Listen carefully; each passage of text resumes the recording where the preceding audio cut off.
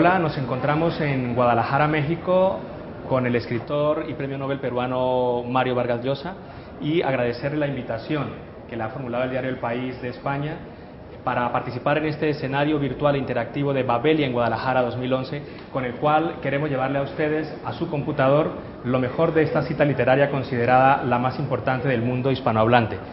Yo, señor Mario, soy simplemente el intermediario de este videochat, de las casi 1000 preguntas que le han formulado durante estos 2 días. 1000 preguntas, casi. Muchas preguntas. Muchas preguntas, y tiene, como se imaginará, muchísimos seguidores, y soy eso, el intermediario de esas preguntas. Las he agrupado, como son tantas, por temas, y he elegido a uno de esos lectores como representante de las preguntas de esa misma estirpe. Muy bien. Sí.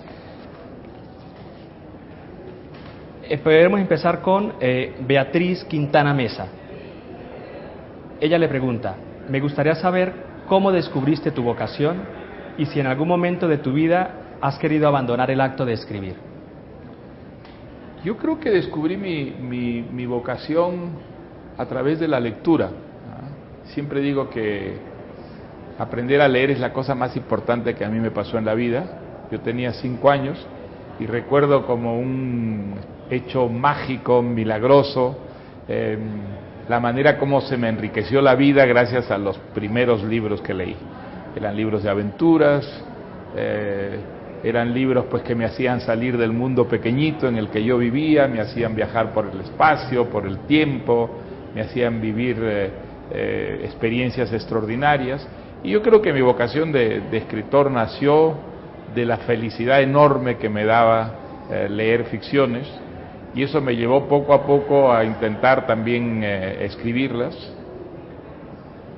Pero durante mucho tiempo yo no me atrevía a pensar que podía llegar a ser solo un escritor, pero desde que empecé a ser un escritor, la verdad que nunca me he arrepentido de ello. Siempre me ha parecido una vocación maravillosa. Sí. Nunca he sentido que trabajaba escribiendo, aunque me cuesta mucho esfuerzo y me toma mucho tiempo, desde luego, terminar un libro. Siempre ha sido para mí algo que significaba mucho más un placer que una servidumbre. Sí. Así que no, nunca me he arrepentido de mi vocación, y tengo que decir que mi vocación me ha dado pues satisfacciones extraordinarias, ¿no? Sí.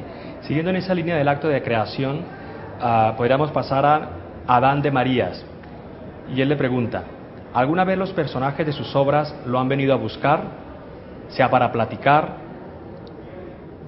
sea para agradecerle o para alguna otra cosa?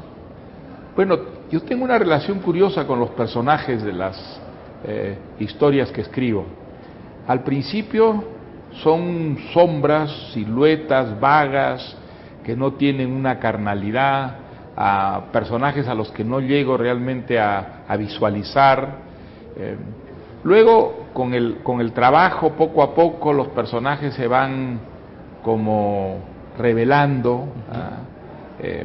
Y el momento para mí más exaltante cuando estoy escribiendo una historia, sea una novela, sea una obra de teatro, es cuando empiezo ya a soñar con el personaje se me mete en los sueños. Nunca llega a ser absolutamente nítido, siempre está como disuelto en una cierta neblina. Por eso las descripciones que yo hago de los personajes nunca son demasiado nítidas, y es porque nunca los llego a ver con absoluta nitidez. Pero ese proceso, desde que tengo la idea de un personaje que es una sombra, una mera silueta, hasta que el personaje llega a formar parte ya de mi vida, porque pienso en él constantemente y, como digo, me visita en sueños, pasa mucho tiempo, y es solo en un estado muy avanzado del texto que estoy escribiendo que ya llego a tener con el personaje esa relación tan estrecha, ¿no? Y una vez el libro ha llegado a los lectores, esos personajes, ¿dónde quedan? Bueno, muchos de esos personajes se disuelven y desaparecen, incluso de mi memoria, y en cambio otros no.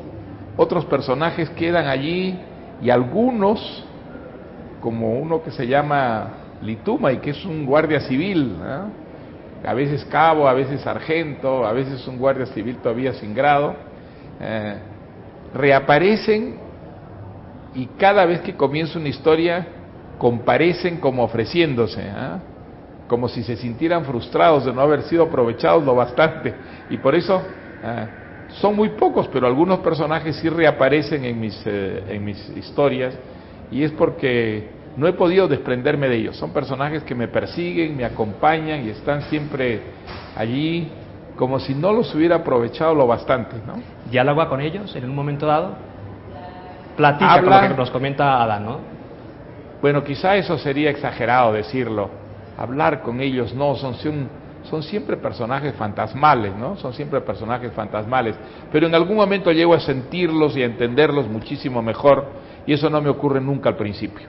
Al principio mi idea del personaje es una idea bastante remota, luego viene una aproximación, y solo en los finales, cuando está ya muy avanzada la obra, tengo esa cercanía y esa intimidad, diríamos, como el personaje. He llegado a conocerlo a lo largo de todo el trabajo, ¿no?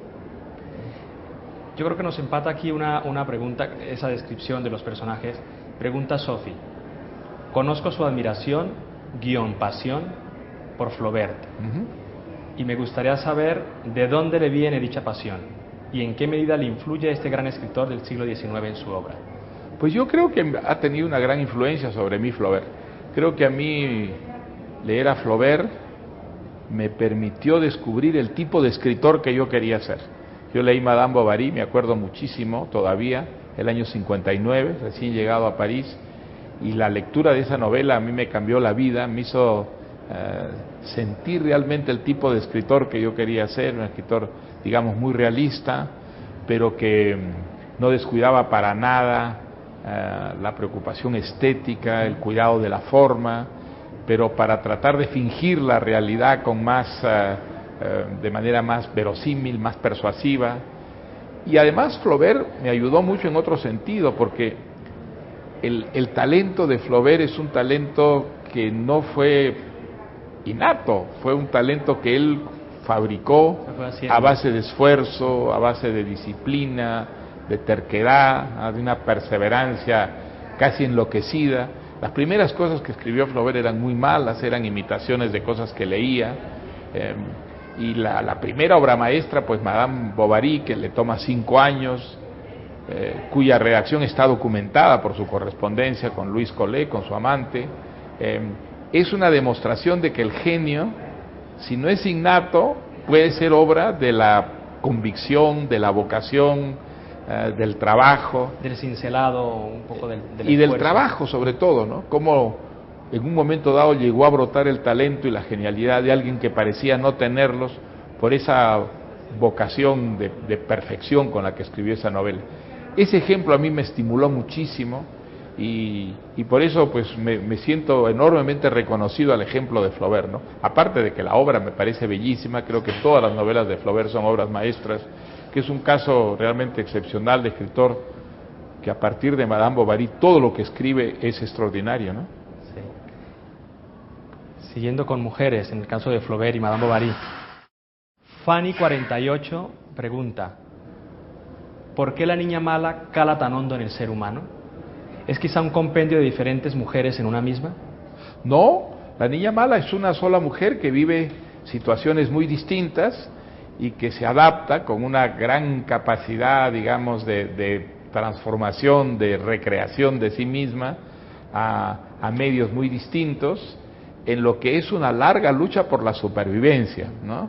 Ese personaje es un personaje muy humilde, que nace y tiene una infancia que no conocemos, pero que es seguramente dificilísima, y que aprende muy pronto esa cosa terrible que es esa metáfora que usamos nosotros, ¿no? para hablar del destino humano, que tiene que estar constantemente luchando por la vida. Pues ese es el caso de ella. Ella lucha, y lucha con las pocas armas que tiene, que son los de una chica poco instruida, pero sí con un sentido de la realidad muy aguzado. Y entonces creo que es una persona que es muchas personas, porque está recreándose constantemente, sobre todo con la intención de sobrevivir y superar su condición, ¿no? Sí. Bueno, ahora risa reflexiva, firma así.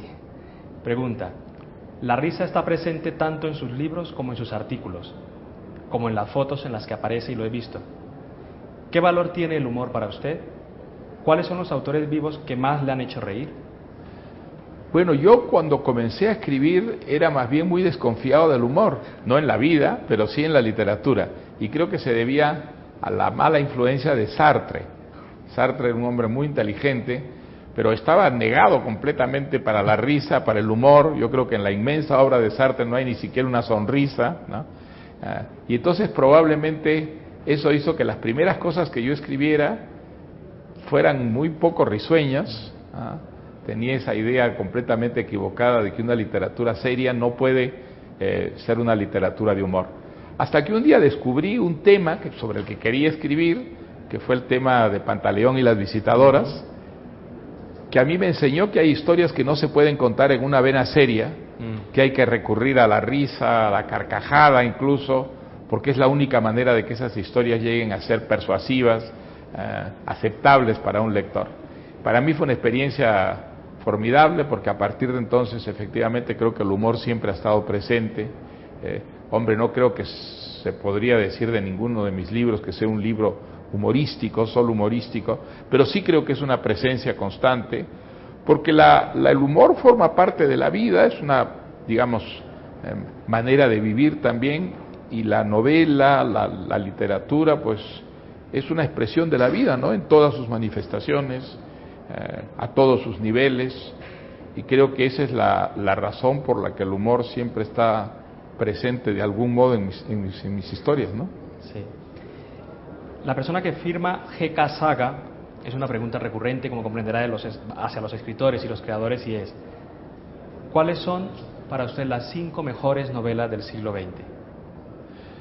Del siglo XX, bueno, pues hay algunas que son de cajón, el Ulises de Joyce, por la extraordinaria, digamos, revolución de la forma que significó, una revolución que yo creo que ha inseminado prácticamente a todos los novelistas posteriores a Joyce. Después yo citaría una novela de Faulkner, que me parece uno de los grandes escritores del siglo XX. Si tengo que quedarme con una, me quedaría probablemente con Luz de Agosto, aunque me quedaría con varias de Faulkner, pero si tengo que elegir una, probablemente sería Luz de Agosto. Citaría una novela de Thomas Mann, ahí entre La montaña mágica y los... No, me quedaría con La montaña mágica de Thomas Mann, sí, sin ninguna duda. Creo que es una novela extraordinaria, una novela también de una enorme riqueza, de una gran ambición, un caso de novela total, digamos. Me quedan 2, qué difícil, realmente. Sí, son las preguntas. A los lectores nos gusta que a veces a los escritores que admiramos de repente nos ilustren, ¿no? sobre sus obras. Bueno, pues tal vez elegiría La condición humana de Malraux, que es una novela, para mí, la gran aventura moderna, ¿no? La aventura que tiene que ver con la revolución, con la utopía social, con la idea de que se puede transformar el mundo de raíz, creando desde sus fundamentos una sociedad nueva, de justicia, de igualdad, de libertad. Creo que eso es lo que se vive en los personajes de La condición humana, una novela también que a mí me causó una extraordinaria impresión, y que creo que ha dejado mucha huella también en lo que yo escribo, ¿no? Y me queda la última, pues qué difícil, realmente. Difícil. La pregunta tiene una segunda parte, y es novelas del siglo XXI. Si hay alguna, podríamos dejar quizá esa última, si hay alguna novela del siglo XXI que le haya impresionado o gustado. Pues me han muchas novelas, yo pondría los cuentos de Borges, si me permiten poner, digamos, un elemento de ficción que no es una novela, sino una forma más breve. Yo pondría los cuentos de Borges, pondría Clon Ugbar Orbis Tertius, por ejemplo, o pondría Las ruinas circulares o Los teólogos.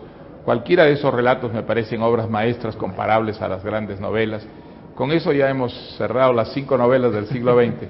Ahora del siglo XXI, pues yo no sé si tenemos suficiente perspectiva como para hablar de una novela que, como esas que he citado, descuelle de una manera tan evidente sobre todas las otras de su tiempo, ¿no? Sí.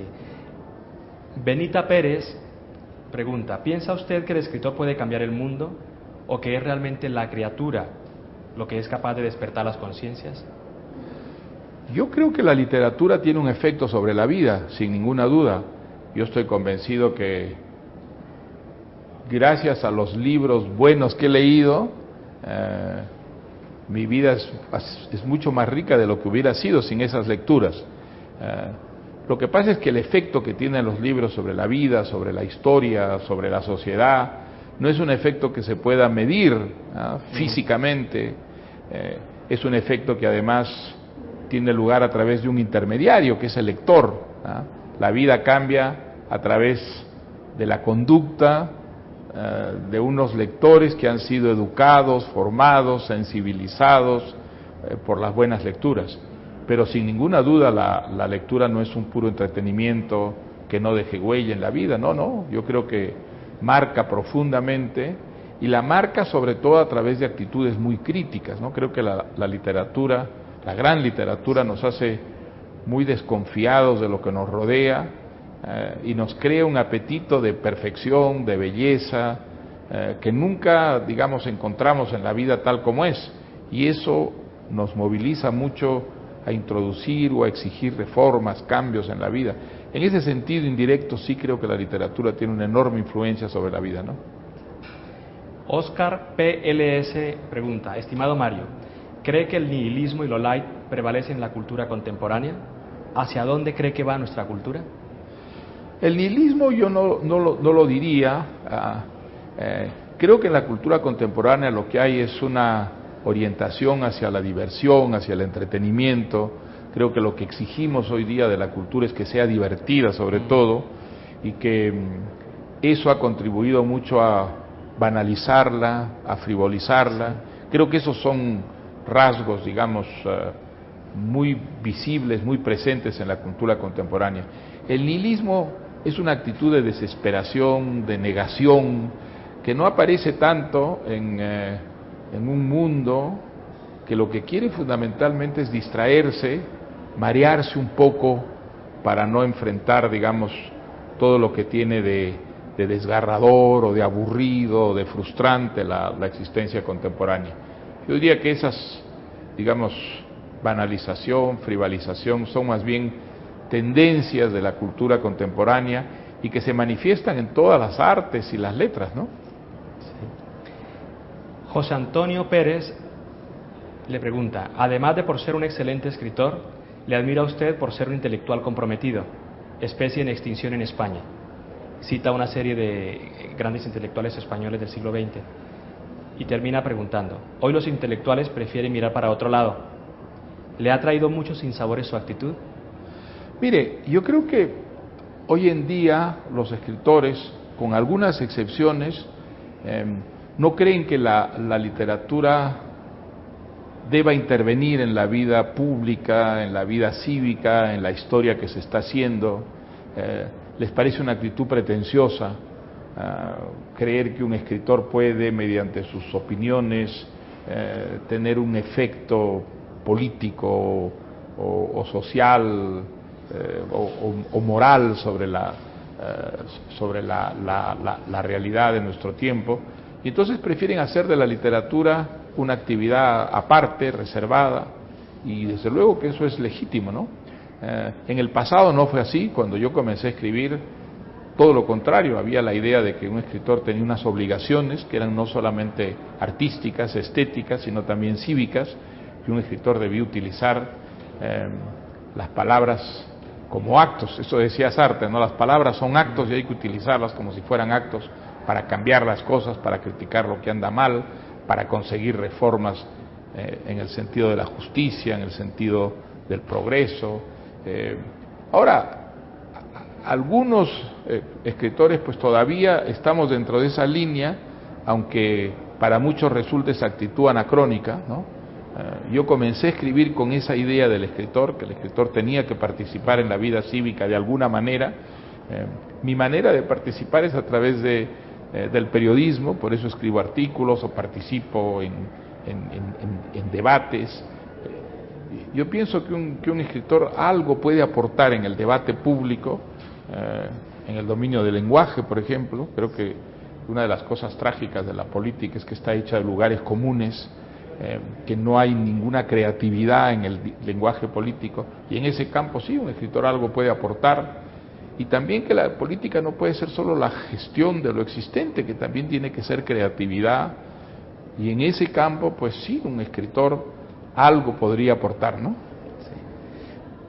Hemos llegado al final de esta intermediación, de este videochat.